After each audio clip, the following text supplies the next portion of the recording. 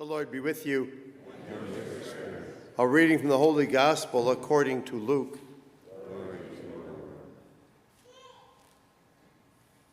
Great crowds were traveling with Jesus, and he turned and addressed them.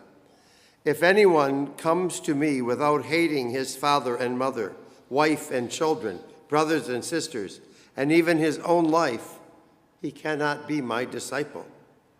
Whoever does not carry his own cross and come after me cannot be my disciple.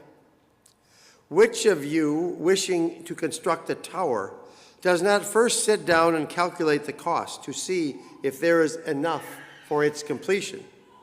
Otherwise, after laying the foundation and finding himself unable to finish the work, the onlookers should laugh at him and say, "This one began to build, but did not have the resources to finish."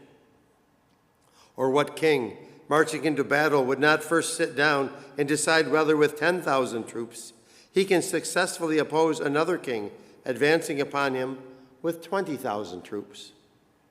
But if not, while he is still far away, he will send a delegation to ask for peace terms. In the same way, any of you who does not renounce all his possessions cannot be my disciple. The Gospel of the Lord.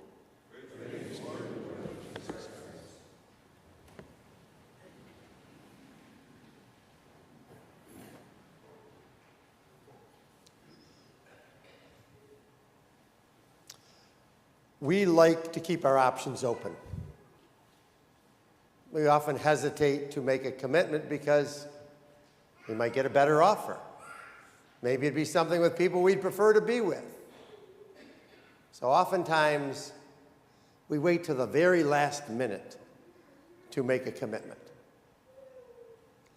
Jesus is basically saying, if we want to come to him, we have to come to him. He was very clear about his way. He laid it out for all to see.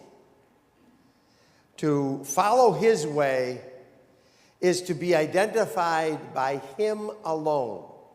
We're no longer identified by family, friends, or possessions. And that inevitably will lead to conflicts. People in our lives, family and friends, will try to lead us in another direction. And they'll play on our emotions.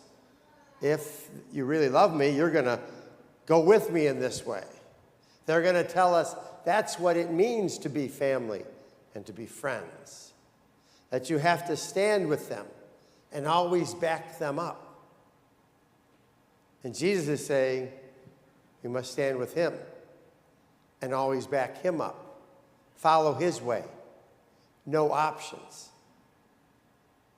And he's going farther to say that's the best thing we can do for our family and friends.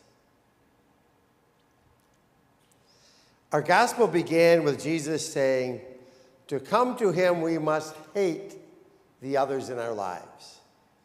We must hate father and mother, wife and children, brothers and sisters.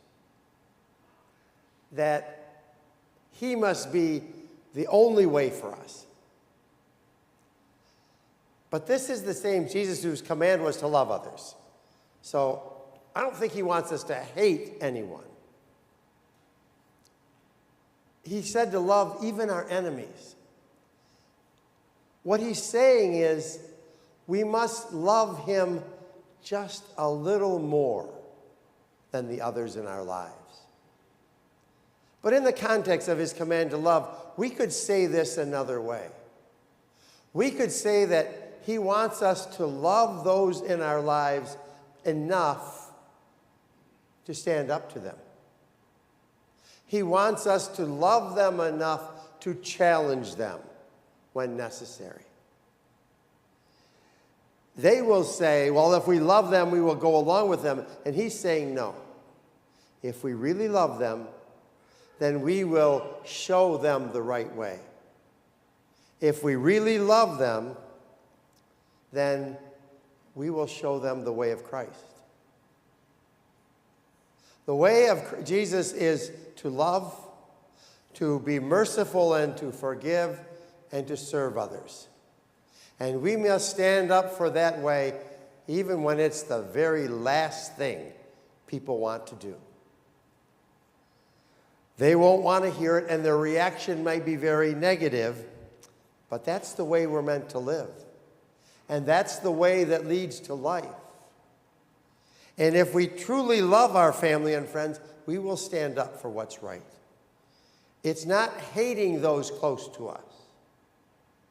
It's loving them even more.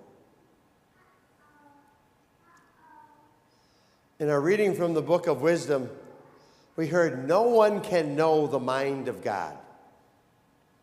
The only one who knows the mind of God is Jesus, because he is from God. And he came into this world to reveal God's mind to us and to show us God's way. And that's the way he calls us to live. No options.